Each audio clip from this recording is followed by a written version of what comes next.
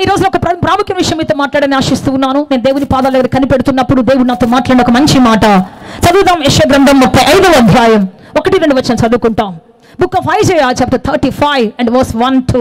అరణ్యమును ఎండిన భూమియు సంతోషించును. అడవి ఉల్లసించి కస్తూరి పుష్పము వలె పూయును. అది బహుగా పూయుచు ఉల్లసించి సంగీతములు పాడును. లెబానోను సౌందర్యము దానికి కలుగును. కర్మేలు షారోనులకున్న సొగసు దానికి ఉండును. అందరూ చెప్పండి, ఉండును. చెప్పాలి గట్టిగా, హల్లెలూయా. సో ఇక్కడ ఒక ప్రాముఖ్యమైనటువంటి వాగ్దానం యెషయా ప్రవక్త ద్వారా దేవుడు మాట్లాడుతున్నాడు. ఏంటి అంటే, అరణ్యమును ఎండిన భూమియు పుష్పిస్తుంది, ఫలిస్తుంది, నీటి ఊటలుగా మారుతుంది అని. దేవుని బిడ్డ, అడవి అంటేనే మనకు తెలుసు, ఎడారంటేనే తెలుసు మనకి. అక్కడ నీటి చెమ్మ ఉండదు, అడవిలో ఎక్కడ రహదారి ఉండదు, అడవిలో ఎక్కడ కారుణ్యం ఉండదు. ఒక జంతువు ఇంకో జంతువు పీక్కొని తింటుంది, దారి లేని పరిస్థితి. ఎడారి అంటే నీటి చెమ్మలేని పరిస్థితి. చాలాసార్లు మన జీవితం అలాగే ఉంటుంది. అన్నా ఎలా ఉన్నావన్నా అంటే, ఏముంది చెల్లె, నా జీవితం ఎడారి అయిపోయింది, నా బ్రతుకు చీకటి అయిపోయింది, నా జీవితంలో సంతోషం లేదు, అంతా కొట్టుకొని పోయింది. ఒకప్పుడు సంతోషం ఉంది చెల్లె, ఇప్పుడేం లేదు. అన్నా అక్క, చాలాసార్లు ప్రియ దేవుని బిడ్డ మన జీవితంలో కష్టాలు, కడగండ్లు, శ్రమలు, యాతనలు చుట్టుముట్టినప్పుడు మనం చెప్పే మాట ఏంటంటే, నా బ్రతుకు అరణ్య రోదన అయిపోయింది, నా బ్రతుకు అడవి కాసిన వెన్నెల అయిపోయింది, నా జీవితం ఇంతే, నా బ్రతుకు ఇంతే, ఇక మారదు, నా చీకటి మారదు. ఎలా మారుతుంది? ఎవరు మారుస్తారు? నా వెనక ఎవరున్నారు? నన్ను ఎవరు కాపాడుతారు? నాకెవరు మార్గం చూపిస్తారు? So many times we are thinking like this. ఇలాగే అనుకుంటున్నాం చాలాసార్లు, నా వెనక ఎవరున్నారు? No one is there. How can I change my life? ఎలా మార్చుకోగలను నా జీవితాన్ని? ఎలా బ్రతకగలను నేను?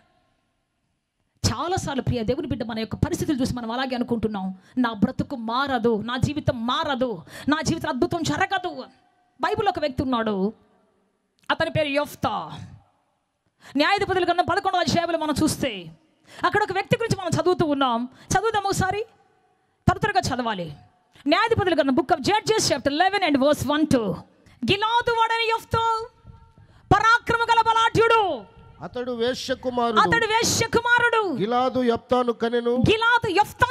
గిలాదు భార్య అతనికి కుమారులను కనగా వారు పెద్దవారై యెఫ్తాతో నీవు అన్య స్త్రీకి పుట్టినటువంటి వాడవు కనుక మన తండ్రి ఇంట నీకు స్వాస్థ్యము లేదు అని చెప్పిరి. యెఫ్తా తన సహోదరుల యొద్ద నుండి పారిపోయి తోపు దేశమున నివసింపగా అల్లరి జనము యెఫ్తా యొద్దకు వచ్చి అతనితో కూడా సంచరిస్తూ ఉన్నారు. చాలు, యెఫ్తా అనే వ్యక్తి కనబడుతున్నాడు.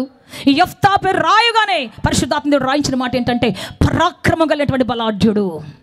Praise the lord. చెప్పాలి గట్టిగా, హల్లెలూయా. అతని ఇనీషియల్ స్టేజ్ అతనికి ఏం పరాక్రమం లేదు.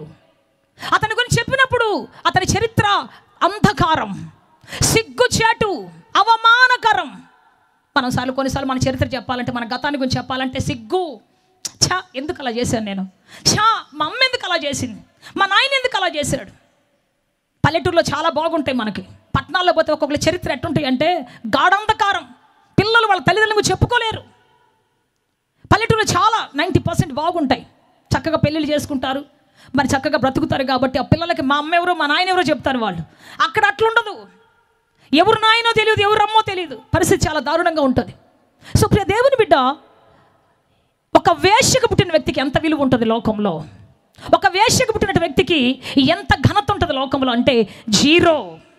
చూసిన వాళ్ళంతా అంటారు, రే వాడు వేశ్యకు పుట్టాడు రా, పనికి మాలినోడు రా వాడు సాంగత్యం చేస్తే మన పిల్లలు చెడిపోతారు, వాడు మన కంపుకొస్తే మన కంపు అయిపోద్దురా, వద్దురా అని అతని ముఖం మీద తిట్టేస్తూ ఉండేవాళ్ళు. యెఫ్తాకు అసలు ఏం జరిగిందో అర్థం కాని పరిస్థితి. తల్లి చేసిన పాపం, తండ్రి చేసిన అక్రమం అతని మీద పడినప్పుడు అతని జీవితం కన్నీరు మున్నీరు అయిపోయింది. అతని బ్రతుకు అరణ్య రోదన అయిపోయింది. అతని జీవితంలో సంతోషం లేదు. ఎక్కడికన్నా వెళ్ళి, మీ నాయన పేరు ఏంటయ్యా అంటే గుండె కబేలు అంటుంది ఆయనకి. మీ అమ్మ పేరు ఏంటయ్యా అంటే అమ్మో చెప్పుకోవాలంటే బాధ, కన్నీరు. అయితే దేవుని బిడ్డ, ఈ గిలాద్ అనే ఒక వ్యక్తి మరలా పెళ్లి చేసుకొని భార్యని డైరెక్ట్గా పెళ్లి చేసుకొని ఈసారి ఈ వేషను వదిలేసి యెఫ్తాను వదిలేసి తర్వాత పిల్లలుగా అన్నాడు.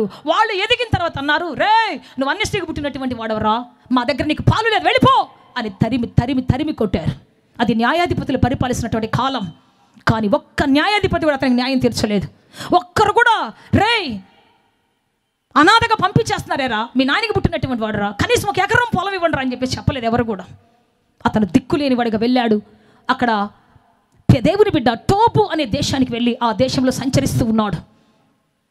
ఆ దేశంలో అల్లరి జనం అతను చుట్టూ ఉన్నారు, రౌడీలు ఉన్నారు, భయంకరమైన పరిస్థితులు వ్యక్తులు ఉన్నారు, అతని చుట్టూ సంచరిస్తూ ఉన్నారు. అతని జీవితం అల్లరి పాలైపోయినటువంటి జీవితం. అతను చూస్తే ఎవరైనా అనుకుంటారా ఇతను గొప్పోడు అవుతాడని, శక్తిమంతుడు అవుతాడని? ఒక పక్కన సిగ్గుకరమైనటువంటి గతం, ఒక పక్కన ఒంటరి జీవితం, ఒక పక్కన అల్లరి ప్రజల సాంగత్యం. ఎవరైనా చూస్తే ఇతను గొప్పోడు అవుతాడు, ఇతను శక్తిమంతుడు అవుతాడు, ఇతను ఒకరోజు దేశానికి అధిపతి అవుతాడు. ఎవరైనా తెలుసా? ఎవ్వరు అసలు ఊహించలేరు. ఈ యెఫ్తా కూడా ఊహించలేడు. ఎవరు కూడా అతను చూసిన వాళ్ళు ఎవరు కూడా ఇతనికి ఒక మంచి భవిష్యత్తు ఉందని ఎవరికి తెలియదు, ఊహించలేరు. దేవుని ప్రేమ ఎటువంటిది అంటే ఊహించలేనటువంటి కార్యాలు మన జీవితంలో చేయటమే ఆయన పని. చప్పలు కూడా బిగ్గరగా దాన్ని మాయంపరుస్తా. చెప్పాలి గట్టిగా. ఎప్పుడు ఊహించినటువంటి ఫ్యూచర్, భవిష్యత్, ఎన్నడూ తలంచినటువంటి భవిష్యత్, ఎవరు చెప్పనటువంటి భవిష్యత్ నీ జీవితంలో స్థాపించడమే దేవుడి యొక్క ముఖ్య ఉద్దేశము. చెప్పాలి గట్టిగా హల్లెలూయా. నా దేవుడు నాకు మంచి ఫ్యూచర్ ఇవ్వగలడు, నాకు ఇచ్చాడు, నీకు ఇవ్వగలడు. చెప్పాలి గట్టిగా, నాకు ఇవ్వగలడు. చెప్పాలి గట్టిగా, నమ్మిన వాళ్ళంతా చెప్పాలి గట్టిగా. నా యేసయ్య నాకు గొప్ప భవిష్యత్ ఇవ్వగలడు, ఇవ్వగలడు. చెప్పాలి గట్టిగా, ఇవ్వగలడు. హల్లెలూయా. సో యెఫ్తా అక్కడంతా తిరుగుతూ ఉన్నాడు. విలువ లేని జీవితం, ఎన్నిక లేని జీవితం, ఎడారి లాంటి జీవితం, ఎండి మోడైనటువంటి బ్రతుకు. అతని జీవితంలో మంచి రోజు వస్తుంటే ఎవరికి తెలియదు. అదేవిధంగా ప్రియ దేవుని బిడ్డ, అమెరికా దేశంలో ఒక అబ్బాయి ఉన్నాడు. ఆ అబ్బాయి ఒక వేశ్య కొడుకు, తను కూడా అంతే వేశ్య కొడుకు. అయితే అతను సండే స్కూల్కి వెళ్తే వెనక బెంచ్లో కూర్చోబెడతారు అతన్ని. స్కూల్కి వెళ్తే అక్కడ కూడా వెనక బెంచ్లో కూర్చోబెడతారు. అందరూ అడుగుతారు, what's your dad, what's your dad, me daddy ఏం చేస్తున్నాడు, మీ డాడీ ఎవరు అని అడుగుతుంటే ఇంటికి వచ్చి అడిగేవాడు, మమ్మీ డాడీ ఎవరు మమ్మీ, అందరికీ స్కూల్కి మమ్మీ డాడీ వస్తున్నారు, నువ్వేం ఒక్కదానే వస్తున్నావు, ఎప్పుడు చూస్తే ఇంట్లో ఒక్కదానే ఉంటావు, డాడీ లేడా? తల్లి అనేది, రే మమ్మీ అయినా డాడీ అయినా నేనే, ఇంకోసారి అడగబోకరా నన్ను అంటుంది. ఈ అబ్బాయికి ఒకటే దుఃఖం. చూసిన వాళ్ళ రే వేష కొడక పోరా, డాష్ కొడక పోరా తిట్టడం మొదలుపెట్టేశారు. ఎక్కడికి వెళ్ళిన అవమానం, ఎక్కడికి వెళ్ళిన దుఃఖం, బాధ, కన్నీరు, ఏం చేయాలో అర్థం కాదు. వెనకబడిపోయాడు, క్లాసులు వెనకబడిపోయాడు, సండే స్కూల్ వెనకబడిపోయాడు. అందరూ ఉత్సాహంగా డ్యాన్స్ చేసి నాట్యం ఆడుతూ ఉంటే అతను వెనకాల నిలబడి తుడుచుకుంటూ ఉండేవాళ్ళు కన్నీళ్ళు. డ్యాన్స్లో జాయిన్ అవ్వనివ్వరు, క్లాస్లో జాయిన్ అవ్వనివ్వరు, ఎక్కడెనకో కూర్చొని ఉంటాడు. దేవుని బిడ్డ, ఆ టైంలో ఆ చర్చికి ఒక కొత్త పాస్టర్ గారు వచ్చారు. వచ్చినప్పుడు ఆ పాస్టర్ గారు వచ్చి అడిగాడు, ఈ అబ్బాయి ఏంటి వెనకాల కూర్చొని ఏడుస్తూ ఉన్నాడు, అందరికంటే వెనక వచ్చాడు, అందరికంటే ముందే వెళ్ళిపోతున్నాడు, చాక్లెట్ తీసుకోలేదు, షేక్ హ్యాండ్ తీసుకోలేదు, అందరూ పాస్టర్కి ముద్దు పెడుతుంటే అతను ముద్దు పెట్టలేదు, వెళ్ళిపోయాడు ఏంటి అని చెప్పేసి అడిగితే ఆ సంఘ పెద్ద చెప్పారంట, వాడా ఆడితే ఎందుకులేండి, వాడు ఎందుకులేండి, చెప్పయ్యా ఏంటి ఏమైంది అంటే చెప్పాడంట, వాడు ఒక పెద్ద వేష కొడుకులేండి, వాడితో కలిశారంటే మా పిల్లలు చెడిపోతారని మేము కలవనీయట్లేదండి. వెంటనే పాస్టర్ గారు ఏం మాట్లాడలేదు, బయటకు వచ్చాడు, కారు తీసుకున్నాడు. ఆ అబ్బాయి ఏడ్చుకుంటూ వెళ్తా ఉంటే సర్రన కారు తీసుకుపోయి అబ్బాయి ముందు ఆపాడు, డోర్ తీశాడు. సన్ గెట్ ఇన్ అన్నాడు. కుమారుడా కారుకి కూర్చో అన్నాడు. ఇంతవరకు అంత ప్రేమతోటి పిలిచినటువంటి వాళ్ళు ఒక్కళ్ళు కూడా లేరు అతని జీవితంలో. చాలా సంతోషం అనిపించింది, ఎక్కడ లేని ఆనందం అయిపోయింది. వెంటనే కారులో కూర్చున్నాడు. కూర్చున్న తర్వాత అడిగాడు, అయ్యా ప్రతి ఒక్కరూ నన్ను తండ్రి ఎక్కడా, మీ డాడీ ఎక్కడా, మీ డాడీ ఏం చేస్తాడని అడుగుతుంటే నా గుండె పగిలిపోతుంది అయ్యా.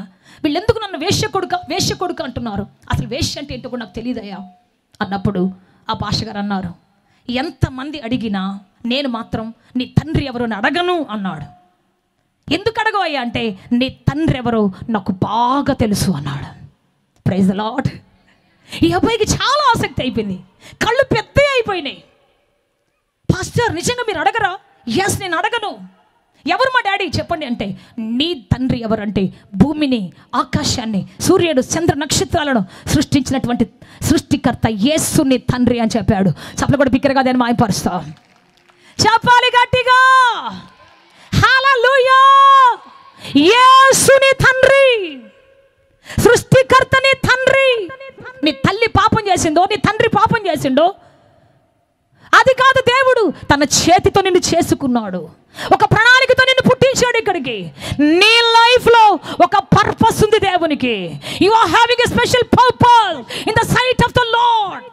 దేవుని యొక్క దృష్టిలో నీ జీవితానికి ఒక అర్థం ఉన్నది. వ్యర్థంగా దేన్ని దేవుడు సృష్టించాడు. ఏ కుమ్మరి కూడా పాత్రను వ్యర్థంగా సృష్టించాడు. ఒకవేళ ఆ పాత్ర విడిపోయినా మళ్ళీ దాన్ని నీళ్లు పోసి, మళ్ళీ దాన్ని సరిచేసి, మళ్ళీ సారె మీద పెట్టి, దాన్ని అటు కొట్టి ఇటు కొట్టి, దాన్ని మరలా సరిచేసి యూనిఫామ్గా చేసి మరలా పాత్ర చేస్తాడు తప్ప సృష్టికర్త విడిచిపెట్టాడు. నువ్వు అనుకుంటున్నావు ఈరోజు, నా బతుకు వ్యర్థం, ఏం చేసినా కలిసి రావట్లేదు, నా జీవితం అంతా పోరాటం, నా బ్రతుకులంతా నష్టం, నా జీవితం అయిపోయింది, ఇంకెప్పుడు వాడుకుంటాడు దేవుడు నన్ను? 50 ఏళ్ళు వచ్చేసినాయి, జుట్టు తెల్లబడిపోయింది, గడ్డం తెల్లబడిపోయింది, ఇంకెప్పుడు దేవుడు నన్ను వాడుకుంటాడు? అయ్యో నాకెప్పుడు లాభం ఇస్తాడు, ఇంకెప్పుడు దేవుడు నన్ను నడిపిస్తాడు? One time is they for you. నీ కోసం దేవుడు ఒక ప్రత్యేకమైన ప్రణాళిక కలిగి, ప్రత్యేకమైనటువంటి విశేషమైన సమయాన్ని కలిగి ఉన్నాడు. నమ్మిన వారు చప్పలు కొడదాం గట్టిగా, చెబుదాం గట్టిగా హల్లెలూయా. నీవు వ్యర్థముగా రాలేదు. నీ పట్ల దేవునికి ఒక ఉన్నతమైన purpose and plan and purpose ఉంది, ప్రణాళిక ఉంది దేవునికి. చప్పలు కొట్టేసాయా, నా పట్ల ప్రణాళిక కలిగి ఉన్నందుకు నీకు స్తోత్రమయ్యా. ఆ మాట చెప్పగానే ఆ అబ్బాయికి చాలా సంతోషం వేసింది. మళ్ళీ అడిగాడు, ఫాదర్, ప్రతి బిడ్డ తన తండ్రి దగ్గరికి వెళ్ళి కూర్చొని ఆడుకుంటూ, ఒళ్ళో కూర్చొని, మెడ మీద కూర్చొని, భుజాల మీద ఎక్కి ఆడుకుంటుంది, మరి నేను ఎట్లా మా డాడీతో మాట్లాడాలి? అప్పుడు వెంటనే పాస్టర్ చెప్పారు, నువ్వు వెంటనే గదిలోకి వెళ్ళు, గది తలుపు మూసేయి, లోపల కూర్చో. తండ్రి, డాడీ, నువ్వు నా డాడీ అని ఇప్పుడే తెలిసింది నాకు, నా చీకటి బతుకు వెలిగించే జ్యోతి అని ఇప్పుడే తెలిసింది, డాడీ నాతో మాట్లాడవా అని అడుగు. ఈ అబ్బాయి చాలా సంతోషంగా కారు దిగాడు, పరిగెత్తుకుంటూ వెళ్ళాడు, బైబిల్ అక్కడ పెట్టాడు, కాళ్ళు చేతులు కడుక్కున్నాడు. వాళ్ళ మమ్మీతో చెప్పాడు, మమ్మీ నేను డాడీతో మాట్లాడడానికి వెళ్తున్నాను, దయచేసి నన్ను డిస్టర్బ్ చేయొద్దు. ఈమెకి ఆశ్చర్యం అయిపోయింది, డాడీతో మాట్లాడడం ఏంటరా? ఎస్, మా డాడీతో మాట్లాడడానికి వెళ్తున్నాను. లోపలికి వెళ్ళాడు, తలుపేసుకున్నాడు, ప్రార్థన చేస్తున్నాడు, డాడీ నాతో మాట్లాడు, డాడీ నాతో మాట్లాడు. రా డాడీ, ఇప్పుడు దాకా లోకం నన్ను వెలివేసింది, ప్రజలు వెలిచూపులు చూశారు, తృణీకరించి మాట్లాడారు, నా మీద ఒక ముద్ర వేశారు డాడీ, నాకు తెలియని ముద్ర, నాకు సంబంధం లేని ముద్ర వేశారు డాడీ, రా డాడీ. వెంటనే వచ్చి మోకరించి ప్రార్థన చేస్తూ ఉన్నాడు. చేసి చేసి చేసి చేసి అట్లనే నిద్రపోయాడు. ఆ నిద్రలో ఒక గొప్ప దర్శనం, గొప్ప వెలుగు అతని మీద ఉదయించింది. ఆ వెలుగులో యేసు అతనితో మాట్లాడుతున్నాడు, నా కుమారుడా, you are my son, I'm your father అన్నాడు. నువ్వు నా కుమారుడివి, నేను నీకు తండ్రిని అన్నాడు. చప్పలు కూడా బిగ్గరగా దాన్ని మాయంపరుస్తా. నీ తండ్రి ఎవరో తెలుసా? నీ తండ్రి ఎవరో తెలుసా నీకు? నీ సృష్టికర్త ఎవరో తెలుసా నీకు? దేవుని బిడ్డ, ఘన చరిత్ర కలిగినటువంటి దేవుడు, తిరిగి సృష్టించగల శక్తిమంతుడు ఆయన. నీకు మంచి పేరును, ఖ్యాతిని కలుగచేయగలిగినటువంటి గొప్ప దేవుడు ఆయన. చెప్పాలి గట్టిగా హల్లెలూయా. నీ పాత గతాన్ని కొట్టివేసి, పాత చరిత్రను కొట్టివేసి, నీ జీవితంలో ఆ కారు చీకటిని తొలగించి శక్తివంతమైన చరిత్రను ఇవ్వగలిగినటువంటి గొప్ప దేవుడు ఆయన, ప్రభావం గల దేవుడు ఆయన. చెప్పాలి గట్టిగా హల్లెలూయా, చెప్పాలి గట్టిగా హల్లెలూయా. యేసు రక్తంలో ఎప్పుడైతే కడగబడ్డావో, ఎప్పుడైతే నువ్వు బ్యాప్టిజం తీసుకున్నావో, బల్లలో చేయి వేస్తున్నావో, నీ DNA మారిపోయింది. చెప్పాలి గట్టిగా, చెప్పాలి గట్టిగా. చాలామంది అంటారు, మా నాయనకి హార్ట్ అటాక్ ఉంది అక్క, నాకు కూడా గుండెలు అప్పుడప్పుడు గబగబలు ఆడుతుంది, నేను కూడా మా నాయనలోకి వెళ్ళిపోతానేమో. మా అమ్మకి టీబీ ఉంది, నాకు వస్తుందేమో. మా మేనత్తకి ఆర్థరైటిస్ ఉంది, మోకాళ్ళ నొప్పులు, నాకు కూడా వస్తాయేమో. మా ముత్తాతకి లంగ్స్ ఫెయిల్ అయిపోయి టీబీ వచ్చింది, ఉపసం వచ్చింది, నాకు కూడా వస్తుందేమో. అప్పుడప్పుడు కొంచెం సిమ్టమ్స్ కనబడుతున్నాయి. నేను చెబుతున్నాను, క్రీస్తులోకి వచ్చినటువంటి నీవు నూతన సృష్టి, పాతవన్నీ గతించిపోయినవి, క్రొత్త సృష్టి నీలో ఆరంభమైనది. చప్పలు కొట్టి గట్టిగా, you are the new creation. all things were vanished in your life. నీ పాత గతమంతా కొట్టివేయబడింది. You are a new creation. Yesu రక్తం వచ్చినప్పుడు నీ DNA మారిపోయింది. నీ తాతలాగనో, నీ ముత్తాతలాగనో, లేకపోతే మీ బంధువులాగనో, స్నేహితులాగనో ఉండటానికి వీల్లేదు. నువ్వు యేసు వలె ఉండబోతూ ఉన్నావు, శక్తితో నిలబడబోతున్నావు, దీర్ఘాయుష్తో, తృప్తిగల దినములతో దేవుడు నిన్ను నిలబెట్టబోతూ ఉన్నాడు. చెయ్యెత్తి నమ్మిన వారంతా అవును యేసయ్యా. చెప్పాలి గట్టిగా, చెప్పాలి గట్టిగా. హల్లెలూయా, హల్లెలూయా. గుండె చెదరని వారిని బాగు చేసే దేవుడు చెదిరిన గుండెను బాగు చేయబోతాడు ఈ రోజున. చెదిరిపన్ని కిడ్నీలు బాగు చేయబోతాడు ఈ రోజున. చెదిరిపన్ని లంగ్స్ను బాగు చేయబోతాడు ఈ రోజున. నమ్ముతున్నావా? యేసు రాత్రి అద్భుతం చేయబోతున్నాడు. చెప్పాలి గట్టిగా. దేవుడు చెప్పాడు, చెప్పు ప్రసన్న, నేను బాగు చేయబోతున్నాను.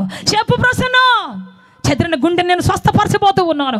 నా మాట, భూమి ఆకాశం గతించిపోయినా నా మాట గతించిపోదు. ఆయన వాగ్దానం గతించిపోదు. ఆయన మాట నెరవేర్చకుండా తప్పిపోదు.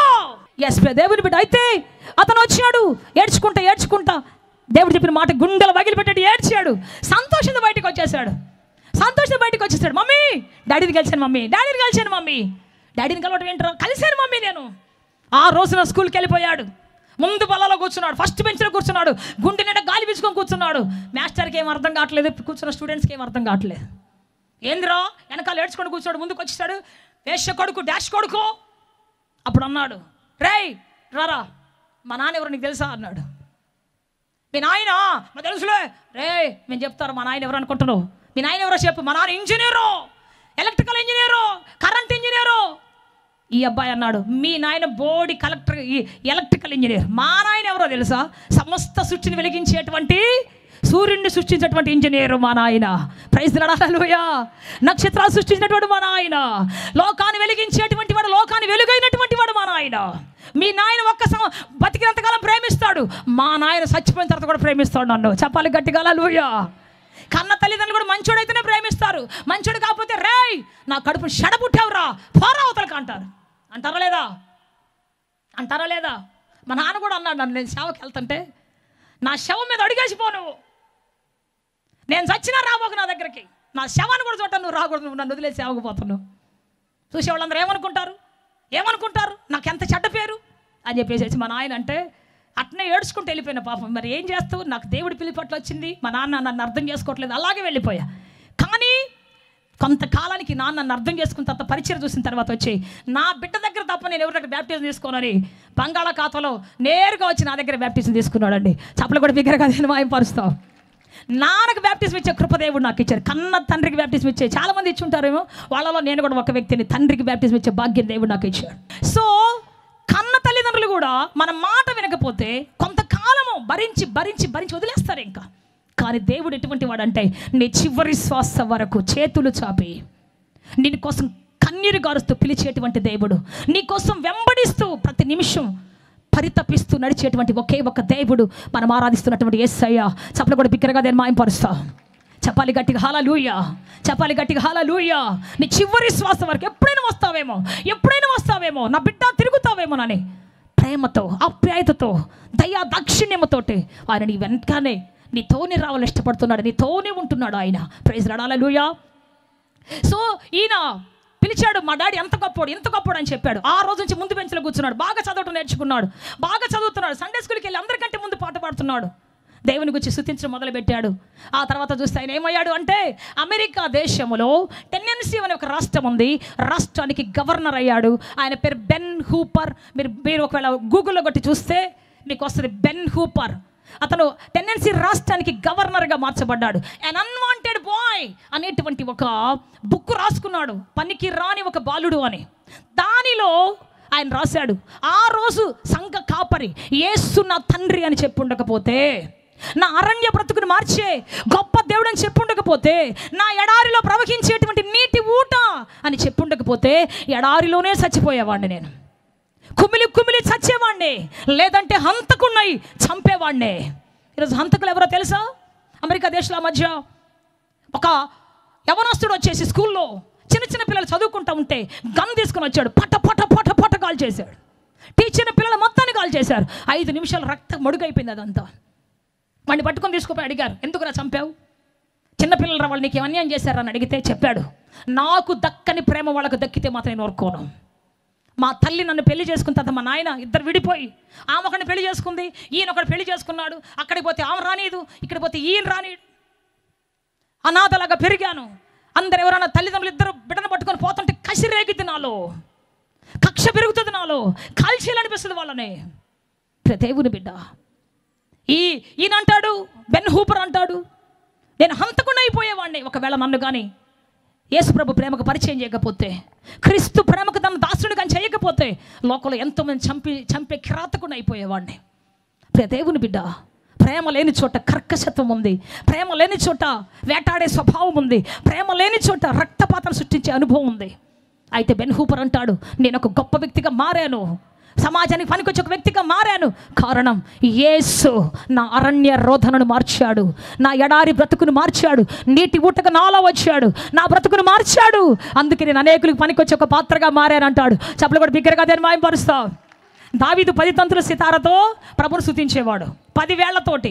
నీకు నాకు 10 వేళ్ళు ఉన్నాయి కాబట్టి మనం 10 వేళ్లతో ప్రభుని స్తుతించబోతూ ఉన్నాం. చెప్పాలి గట్టిగా. ఈ యెఫ్తా జీవితాన్ని మనం చూస్తే, యెఫ్తాని కూడా అందరూ త్రోసివేశారు, ఊర్లో అందరూ వెలివేశారు. ఏడ్చుకుంటూ వెళ్ళిపోయాడు, టోబు దేశానికి వెళ్ళిపోయాడు. అక్కడ ఉన్నటువంటి అల్లరి జనంతో తిరుగుతూ ఉన్నాడు, అల్లరి ప్రజలతో తిరుగుతూ ఉన్నాడు. కానీ బైబిల్ చెబుతుంది అతడు పరాక్రమశాలి అయ్యాడు అని. ఎట్లా పరాక్రమశాలి అయ్యాడు అంటే, అతనితో పాటు ఉన్నటువంటి అల్లరి జనం అతన్ని తిడుతున్నప్పుడు, కొడుతున్నప్పుడు, అతన్ని అవమానపరుచుతున్నప్పుడు కాపాడుకోవడానికి అతను పెద్ద యుద్ధాన్ని నేర్చుకున్నాడు. చెప్పాలి గట్టిగా. ఆయన కాళ్ళు పట్టుకోవడం తప్ప నాకు ఎవరు లేరు ఆ టైంలో, ఎవరితో చెప్పినా ఎవరు లేదు. నా బ్రతుకు ఒంటరి జీవితం అయిపోయింది, కన్నీళ్ళు తప్ప నా బ్రతుకులు ఏమీ లేదు.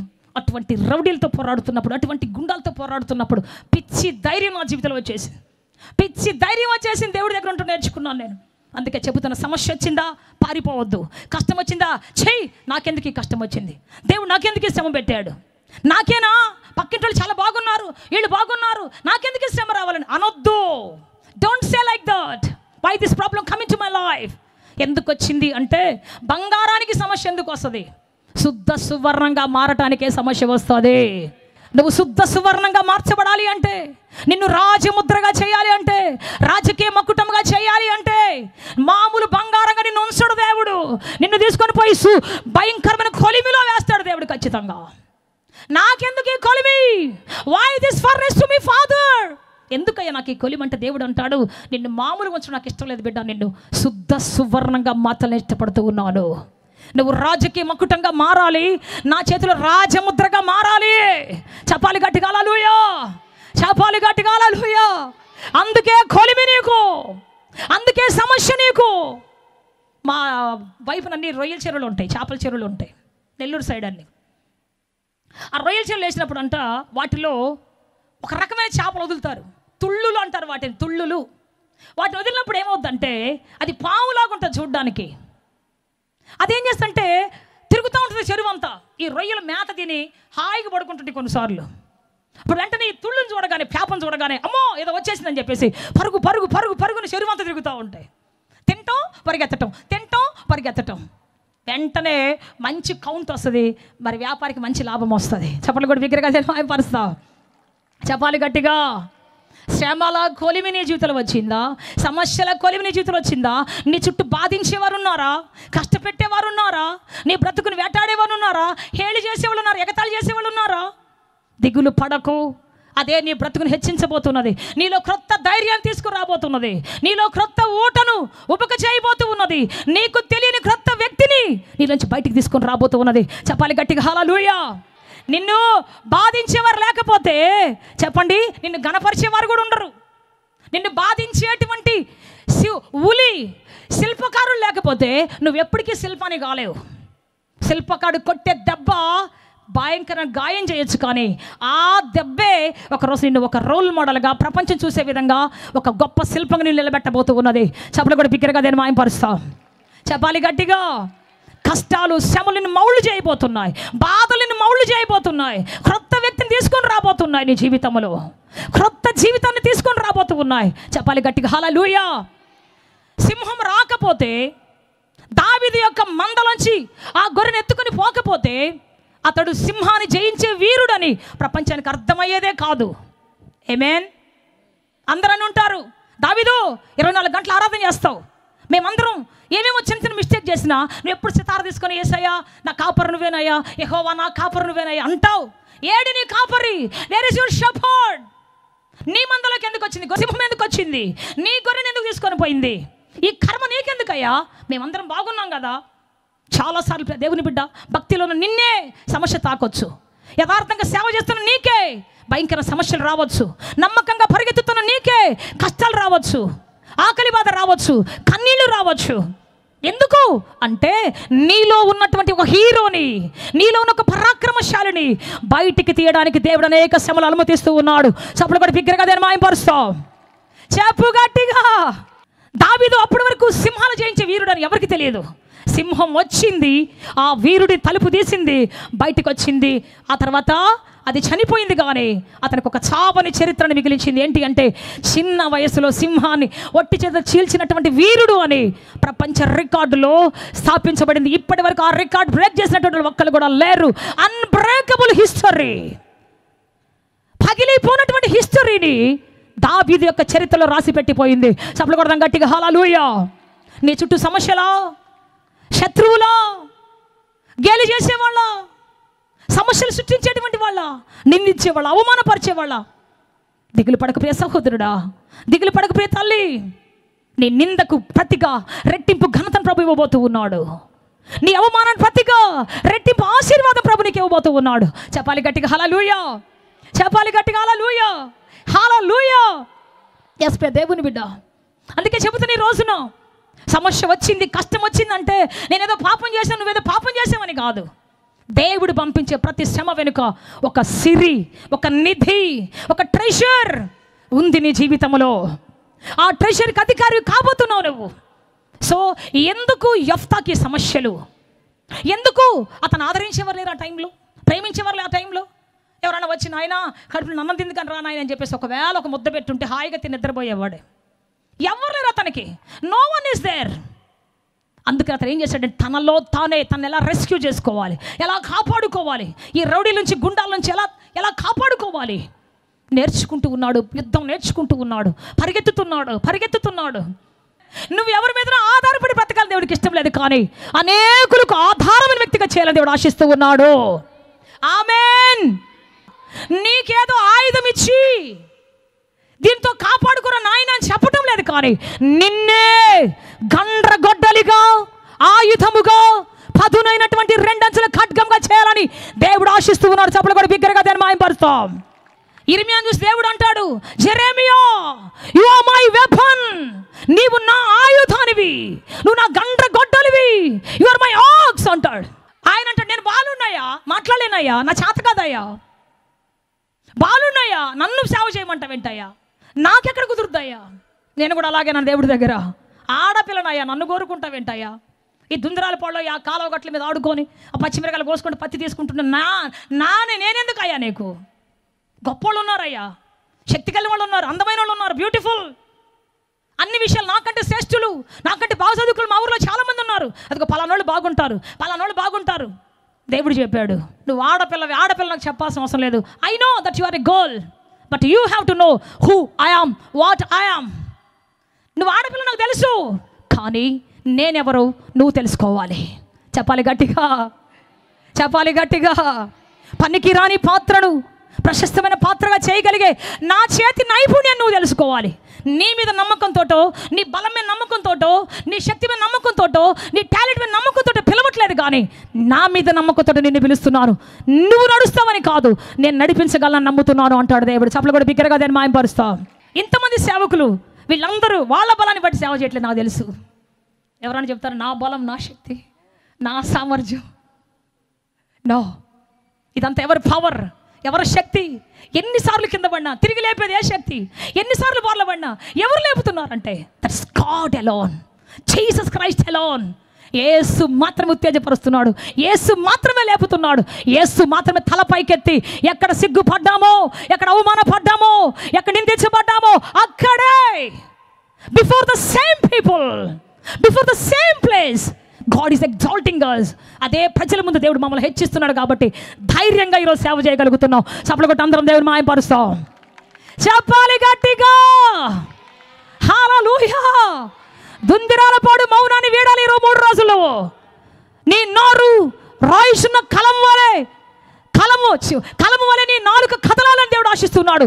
నీ నాలుక దేవుని అగ్ని చేత నింపబడాలి 3 రోజుల్లో. చెప్పాలి గట్టిగా. ఈ రాత్రి యేసు నీతో మాట్లాడుతూ ఉన్నాడు. యెఫ్తా యొక్క దేవుడిని దర్శిస్తున్నాడు. 2 చేతుల పైకెత్తి కళ్ళు మూసుకొని కన్నీటితో దేవుడిని అడుగుదామా? నన్ను దాటిపోది రాత్రి ప్రభువా. ఏ పేరు లేదు తండ్రి నా జీవితంలో, ఏ మంచి లేదు నా జీవితంలో. ఓడిపోతున్నాను ప్రతిసారి, ప్రయత్నించిన ప్రతిసారి ఓడిపోతున్నాను. చెప్పుకోవడం చరిత్ర లేని వ్యక్తిగా ఉన్నాను.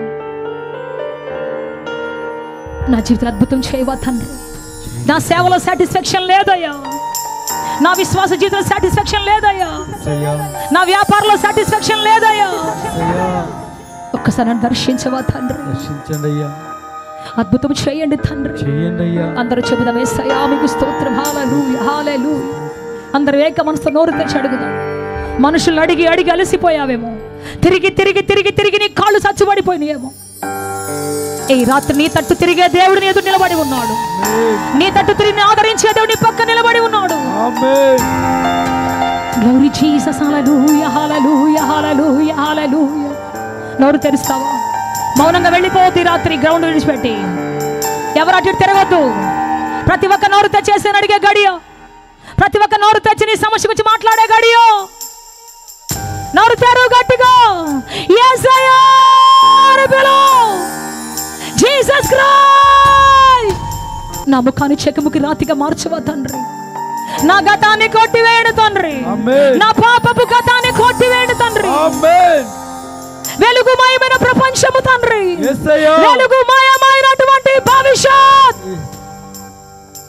నాకు దయచేయవా తండ్రి. దయచేయండి అయ్యా. చెబుదాం అందరూ ఏక మనసుతో చెబుదాం, హల్లెలూయా హల్లెలూయా హల్లెలూయా. పరిశుద్ధుడా మీకు స్తోత్రం. అందరూ చెబుదాం, అందరం చెబుదాం, అందరం చెబుదాం ఏక మనసు. యేసయ్యా మీకు స్తుతి చెల్లిస్తున్నా.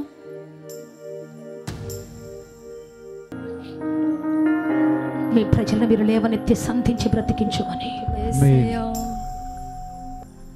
మొదటి దినం మీరు ఆశ్రయించండి. మీకు స్తుతులు చెల్లిస్తున్నాము. Thank you for your word Lord. Yesu నామములో అడుగుచున్నాం తండ్రి, ఆమేన్. మా చిరునామా హోలీ ప్యారడైజ్, కేహెచ్ వాడ, నవాబ్పేట, నెల్లూరు, ఆంధ్రప్రదేశ్, ఇండియా.